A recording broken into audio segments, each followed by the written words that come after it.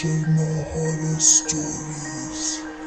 नमस्कार दोस्तों, स्वागत है आप सभी का एक और नई भूतिया कहानी के साथ। दोस्तों, ये कहानी मैंने गूगल पर से एक वेबसाइट से ली है। तो चलिए शुरू करते हैं बिना देरी किए हमारी आज की कहानी। ये कहानी मुकेश के साथ घटी एक सच्ची घटना पर आधारित है, क्योंकि इस घटना के बाद मुकेश की पूरी जिंदगी बदल गई। इस घटना का असर मुकेश पर इतना पड़ा कि अगर वो इसे आज भी याद करता है तो गहरे सदमे में खो जाता है। शायद मुकेश पूरी जिंदगी में उस रात को ना भूल पाए। और अब आगे की कहानी मैं आपको मुकेश के नजरिए से ही सुनाऊंगी। नमस्कार दोस्तों, मेरा नाम मुकेश पांडे है और मैं यूपी के सुल्तानपुर जिले के एक छोटे से गांव में रहता हूँ। गांव में तो खैर हमारे परिवार के दादा दादी चाचा चाची लोग ही रहते हैं। मैं, मेरे माता पिता, भाई, हम सब दिल्ली में ही रहते हैं। साल में 1 या 2 बार हम पूरे परिवार के साथ गांव जरूर आ जाते हैं। वैसे मैं आपको ये घटना जो बताने जा रहा हूँ, ये मेरे साथ तब घटी थी जब हम 2016 में 8 मार्च को हम गांव से वापस अपने घर दिल्ली जा रहे थे। हमें दिल्ली के लिए एक ट्रेन लखनऊ स्टेशन से ही पकड़नी थी और हम शाम को लगभग 7 बजे ही स्टेशन पहुंच गए थे। हमारी ट्रेन रात को 10 बजे की थी और मैं और मेरे पिता, माता जी और मेरी बहन भाई हम सब स्टेशन के प्लेटफॉर्म पर ही बैठ रखे थे। हम लोगों ने वहीं खाना वगैरह खाया और ट्रेन का इंतजार कर रहे थे। मैं प्लेटफॉर्म पर इधर उधर घूम रहा था। मैंने देखा एक लड़की प्लेटफॉर्म पर एक बेंच पर अकेली बैठी हुई थी और वो मुझे ही देख रही थी। उसको देखकर मुझे बहुत अजीब सा लगा, पर मैंने इस बात पर ज्यादा ध्यान नहीं दिया और जहाँ मेरे घर वाले सभी लोग बैठे हुए थे, मैं भी उसी तरफ जाने लगा। प्लेटफॉर्म पर भीड़ बहुत थी और मुझे भीड़ में थोड़ी बहुत बेचैनी भी महसूस होती है, इसलिए मैं फोन पर किसी से बातें करते हुए चल रहा था। मुझे लगा किसी ने मेरे कंधे पर हाथ रखा हो। मैं रुककर तुरंत पीछे पलटा, पर अब मेरे पीछे कोई नहीं था। मैंने सोचा इतनी भीड़ है और इसी भीड़ में से किसी का हाथ मेरे कंधों पर पड़ गया होगा, इसलिए मैं जाकर वहीं बैठ गया जहाँ मेरे परिवार के सारे लोग बैठे थे। और थोड़ी देर में हमारी ट्रेन भी आ गई, जिसमें बैठकर हमें दिल्ली जाना था। और ट्रेन आते ही पूरे स्टेशन पर भागा दौड़ी मच गई ट्रेन में बैठने के लिए, और ट्रेन से भारी संख्या में लोग नीचे उतर रहे थे। हम भी भागकर जनरल डब्बा ढूंढ ही रहे थे और जैसे तैसे मैं और मेरे परिवार के लोग उसमें घुस तो गए, पर हमने अंदर देखा। अंदर बैठने तो क्या, कहीं पैर रखने की भी जगह नहीं थी। इतनी बुरी हालत थी उस जनरल बोगी में और मुझे बहुत अजीब सा महसूस हो रहा था भीड़ की वजह से। लेकिन मेरे पिताजी ने कहा जब ट्रेन चलेगी तो रास्ते में थोड़ी दूर जाते ही सीट मिल जाएगी बैठने के लिए, और ऐसा ही हुआ। थोड़ी देर में 2 स्टेशन के बाद हम सभी सीट पर बैठ गए और लगभग 12 या 12:30 के करीब ट्रेन में अच्छी शांति भी हो गई और मैं भी थोड़ी देर में जाकर ऊपर की सीट पर सो गया। लेकिन मेरी आंख 2 या 2:30 बजे खुली तो मैंने देखा बोगी में लगभग सभी लोग सो रहे थे। मैं ऊपर वाली सीट से नीचे उतर गया। मैंने देखा मेरे माता पिता और भाई बहन लोग भी सब सो रहे थे। मैं बाथरूम करने के लिए वॉशरूम की तरफ गया, तभी मैंने बाहर की ओर देखा तो ट्रेन किसी स्टेशन पर रुकी थी और स्टेशन पर काफी चहल पहल थी। लोग इधर से उधर चल रहे थे और बाहर हवा भी बहुत अच्छी चल रही थी, इसलिए मैंने सोचा जब तक ट्रेन रुकी है थोड़ी देर बाहर घूम लेता हूँ। पर मेरी नजर अचानक एक लड़की पर पड़ी जो दरवाजे पर ही खड़ी थी। वो लड़की वही लड़की थी जिसे मैंने लखनऊ स्टेशन पर देखा था, लेकिन मैं उसे इग्नोर करते हुए नीचे उतर गया। स्टेशन पर थोड़ा आगे ही गया था तभी मैंने देखा वो लड़की मेरे पीछे ही चल रही थी, लेकिन मेरी हिम्मत नहीं हो पा रही थी कि मैं उसे टोकूं। लेकिन थोड़ी देर में वही मुझे आवाज देती हुई बोली, सुनो जरा रुको तो। मैंने पीछे पलटते हुए बोला, जी। उस लड़की ने अपनी बात जारी रखते हुए कहा, आप भी इसी ट्रेन से जा रहे हैं क्या? वो मुझे ना इसी स्टेशन पर उतरना था और मुझे स्टेशन के बाहर अकेले जाने में डर सा लग रहा है, तो क्या आप मुझे बाहर तक छोड़ देंगे? उसकी बात सुनकर मैंने कहा, मुझे तो इसी ट्रेन में जाना है। पर मैंने देखा था ट्रेन से बहुत सारे लोग नीचे उतरकर स्टेशन पर घूम रहे थे, तो मैंने सोचा ट्रेन यहाँ थोड़ी देर तक रुकेगी, इसलिए मैंने फिर कहा, हाँ चलो छोड़ दूंगा। इतना बोलकर हम स्टेशन के बाहर की ओर जाने लगे। लेकिन सच बताऊं तो मुझे उस स्टेशन पर भी डर लग रहा था। फिर भी मैं उस लड़की को बाहर तक छोड़ने चला गया। मैं ये भी सोच रहा था, चलो इसी बहाने से दोस्ती भी हो जाएगी, क्योंकि इसको मैंने लखनऊ स्टेशन पर देखा था। तब से ये मुझे बहुत अच्छी भी लग रही थी। मैं आगे आगे चल रहा था और वो पीछे थी। हम थोड़ा सा ही आगे गए होंगे तभी उस लड़की ने मेरे कंधे पर हाथ रख दिया। पर मुझे उस समय समझ नहीं आ रहा था कि मैं क्या रिएक्ट करूं। लेकिन जैसे मैंने पीछे मुड़कर देखा उसके चेहरे की तरफ, तो मेरे हाथ पैर कांपने लग गए। मेरी रगों में चलता हुआ खून मानो जम सा गया हो, और फिर एकदम से मेरी चीख निकल गई, क्योंकि मैंने देखा उस लड़की का चेहरा बिल्कुल खून से लाल था। उसकी दोनों आंखें बाहर लटक रही थी और एक हाथ आधा कटा हुआ था। उसके पूरे शरीर से भी खून बह रहा था। लेकिन उसको देखने के बाद मेरी बस एक ही चीख निकली थी, और उसके बाद मेरा गला तुरंत ही बैठ गया, क्योंकि उस लड़की ने मेरे गले पर अपने नुकीले नाखून घुसा दिए थे। और मैंने देखा वो स्टेशन जहाँ अभी इतनी चहल पहल थी और लोग इधर से उधर चल रहे थे, अब वो सब गायब थे। अब स्टेशन बिल्कुल सुनसान हो गया था। चारों तरफ सिर्फ और सिर्फ अंधेरा ही था। मैं अपने घुटनों के बल नीचे बैठ गया और वो धीरे धीरे मेरा गला दबाने लगी। मेरी सांसें उखड़ने लगी थी। मेरा चेहरा भी पसीने से तरबतर हो गया था। मुझे लग रहा था अब इसी पल मेरी जान निकल जाएगी। आप समझ ही नहीं सकते कि मुझे उस वक्त कैसा महसूस हो रहा था। मैं बहुत बुरी तरह से तड़प रहा था, और तड़पते हुए मेरी एक और चीख निकली।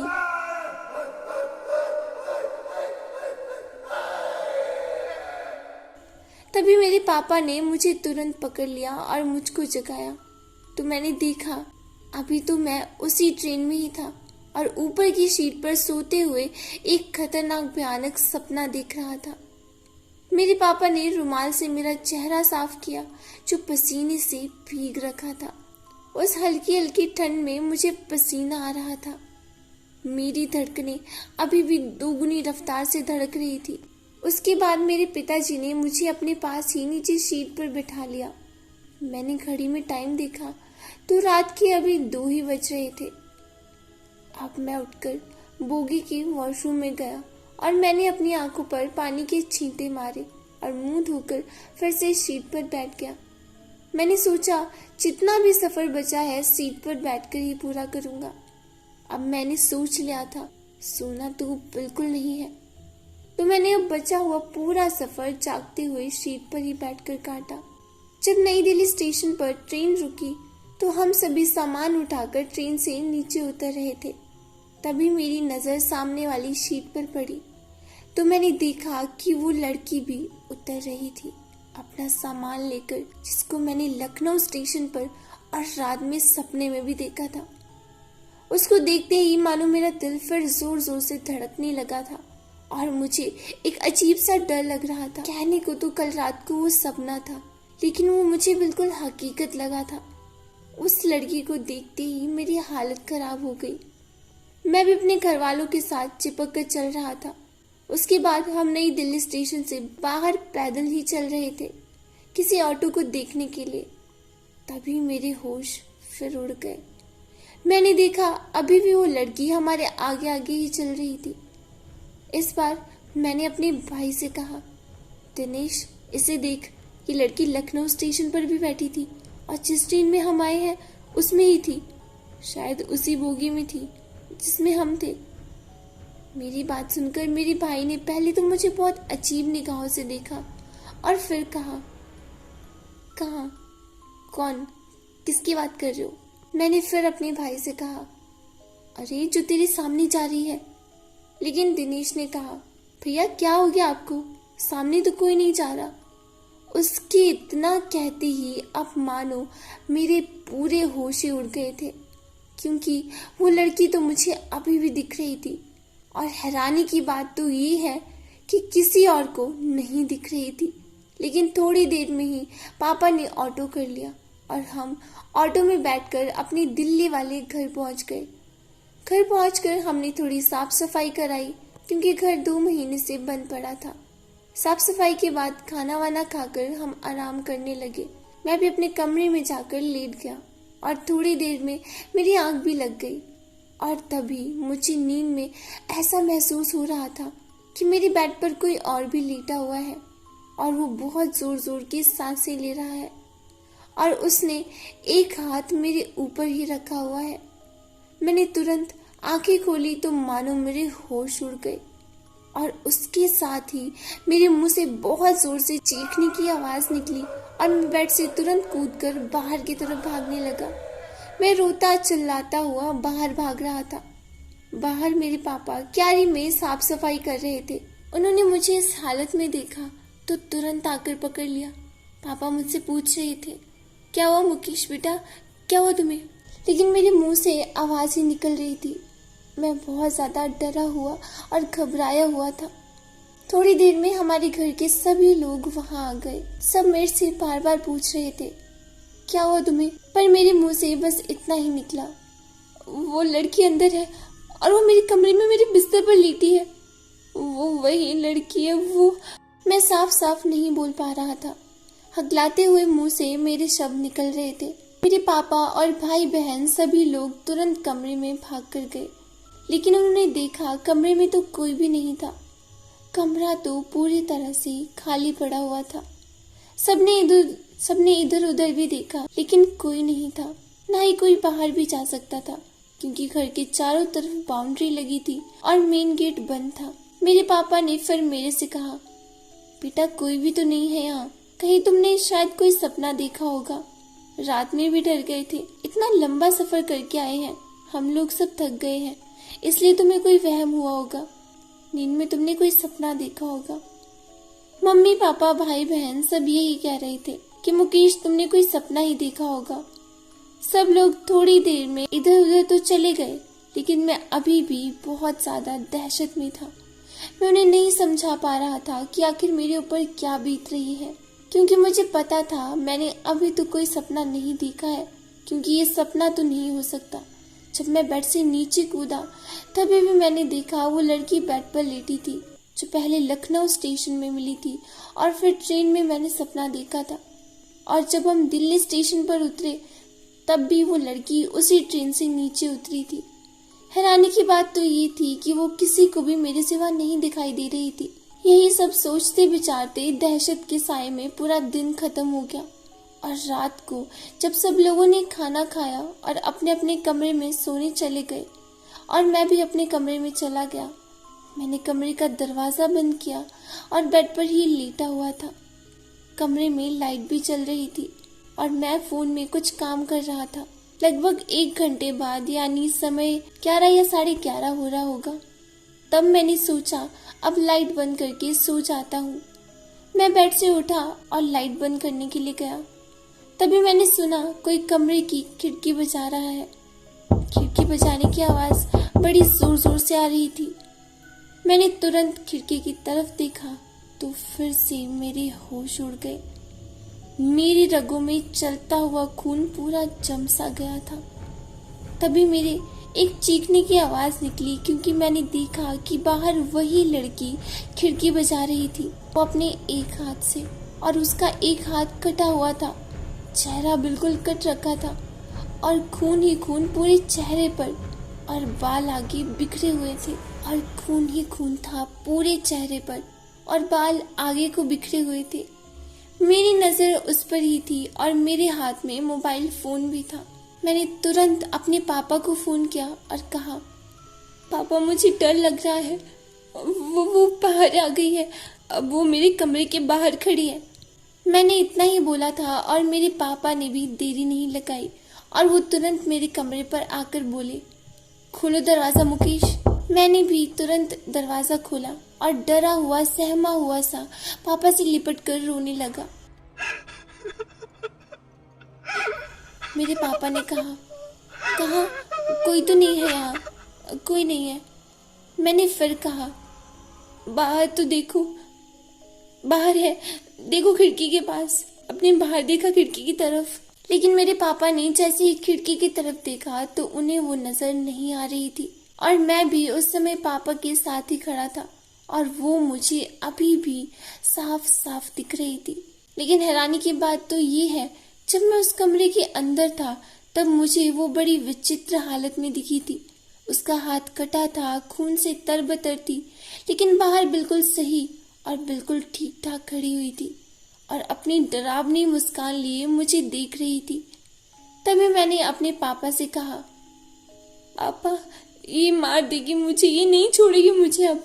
पर मेरे पापा ने मुझे समझाते हुए कहा, बेटा कोई नहीं है बाहर, कुछ भी तो नहीं है बाहर। पापा लाइट जला के देख रहे थे, लेकिन पापा को आसपास कोई नहीं दिख रहा था।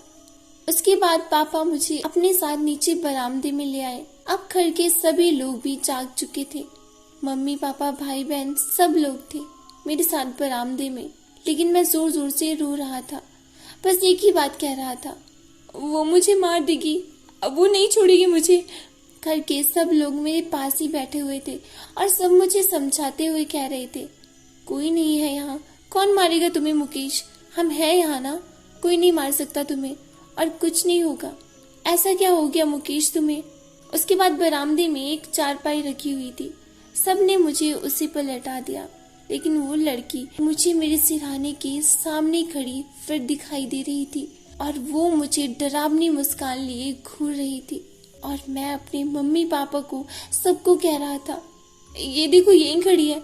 लेकिन किसी को मेरी बात पर यकीन नहीं हो रहा था, क्योंकि वो और किसी को दिख ही नहीं रही थी और सब यही कह रहे थे, किसी चीज से डरा होगा मुकेश, इसलिए मुकेश को ऐसा वहम हो रहा है। पर अभी तक जो लड़की मेरे सिरहाने के पास खड़ी थी, अब वो मेरे सीने पर आकर बैठ गई और अपने लंबे लंबे नाखून मेरे गले में घुसाने लगी। अब मेरी चीखने चिल्लाने की आवाजें बहुत तेज हो चुकी थी। मेरे गले से बहता हुआ खून देखकर घर वाले बहुत ज्यादा डर गए थे और मेरी मम्मी तो रोने लगी। पूरे घर में दहशत का माहौल हो गया था। लेकिन मेरे पापा ने शायद किसी को भेज दिया था। घर से थोड़ा दूर एक तांत्रिक बाबा रहते थे जो भूत प्रेत में थोड़ा रुचि रखते हैं और ऐसी चीजों को जानते भी हैं। हमारे पड़ोस के एक भैया बाबा को लेकर घर उसी समय पहुंच गए थे। पापा ने बरामदे में कदम रखते ही घर के सब लोगों को कहा, सब दूर हट जाओ, इस लड़की के पास अब कोई मत खड़े रहना, सब दूर हो जाओ। बाबा ने मेरे ऊपर गंगा जल छिड़का या कुछ और, ये तो पता नहीं। और उसके बाद बाबा जी जोर जोर से मंत्र पढ़ने लगे।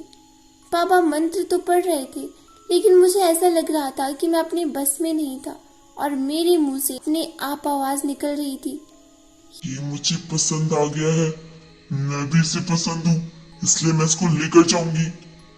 बाबा ने मंत्र पढ़ते पढ़ते जोर से कहा, कौन है तू, बोल कौन है तू, कहाँ से आई है यहाँ? शायद वो लड़की मेरे अंदर प्रवेश कर चुकी थी, लड़की या फिर एक आत्मा। इसलिए मेरे मुंह से अब अपने आप आवाज निकल रही थी और जो मैं नहीं बोलना चाहता था वो कह रही थी, इसको मैंने देखा है और ये मुझे पसंद आ गया, मैं भी इसको पसंद हूँ, इसलिए अब ये सिर्फ मेरा है, मैं इसे अपने साथ लेकर जाऊंगी। बाबा शायद समझ चुके थे कि ये क्या है और कौन है, इसलिए बाबा ने कहा, अच्छा डायन है तू, अभी बताते हैं, रुक। फिर बाबा ने मेरे पापा से कहा, यहाँ आग जलाने की व्यवस्था करो तुरंत। पापा ने लकड़ियां वगैरह लगाकर तुरंत वहां आग जलाई और बाबा ने एक लोहे के सरिये को जलाकर बिल्कुल लाल कर दिया और कहा, तू अभी प्यार से छोड़कर चली जा, वरना तुझे इस अग्नि में भस्म कर देंगे। लेकिन मेरे मुंह से बड़ी भयानक आवाज निकल रही थी। वो कह रही थी, चाहे कुछ भी हो जाए, मैं इसको लिए बिना नहीं जाऊंगी यहाँ से, क्योंकि ये मुझे पसंद आ गया है और मैं भी इसको पसंद हूँ। उसकी बात सुनकर बाबा ने कहा, चल ठीक है। उसके बाद बाबा ने वो गरम सरिया मेरे पैर के तलवे पर लगा दिया।